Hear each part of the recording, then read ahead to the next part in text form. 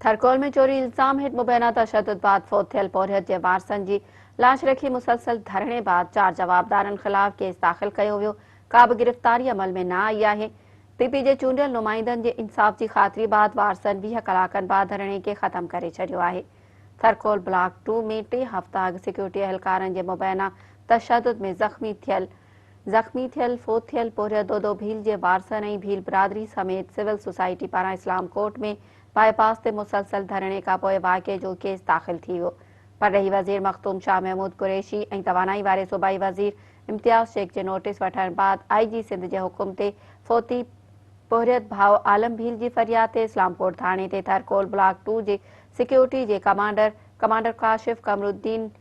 हुज़ैफ़ा मलिक ऐं हिकु नामालूम सिक्योरिटी अहलकार मथां कलम 302 तहत केस दाख़िल कयो वियो। केस दाख़िल थियण बाद राति देर सां PPMNA doctor Mahesh Kumar Malani, MPA Faqir शेर मोहम्मद बिलालाणी थर जे मुक़ामी क़यादत सां गॾिजी ॿीहर वारसनि सां ॻाल्हियुनि लाइ पहुता, जिते PPMNA पारां जवाबदारनि जी गिरफ़्तारी जी ख़ातिरी कराइण बाद वारसनि 20 कलाकनि खां पोइ धरणो ख़त्म कयो। होॾां PTI अॻवान ऐं धरणे जी अॻवानी कंदड़ लजपत सोराणी जो चवणु आहे त असां MNA डॉक्टर महेश कुमार मलाणी ऐं तवानाई जे सूबाई वज़ीर इम्तियाज़ शेख जी ॻाल्हियुनि ते एतमाद कंदे धरणो ख़त्म कयो आहे। हुन चयो त जेकॾहिं दोदो भील जा क़ातिल 2 ॾींहनि अंदरि गिरफ़्तार न थिया त असां ॿीहर धरणो हणंदासीं ऐं दोदो भील जे क़त्ल असां समूरनि थर वासियुनि जो क़त्ल सम्झूं था ऐं क़ातिलनि खे हर हाल में कैफ़रे किरदार ताईं पहुचाईंदासीं।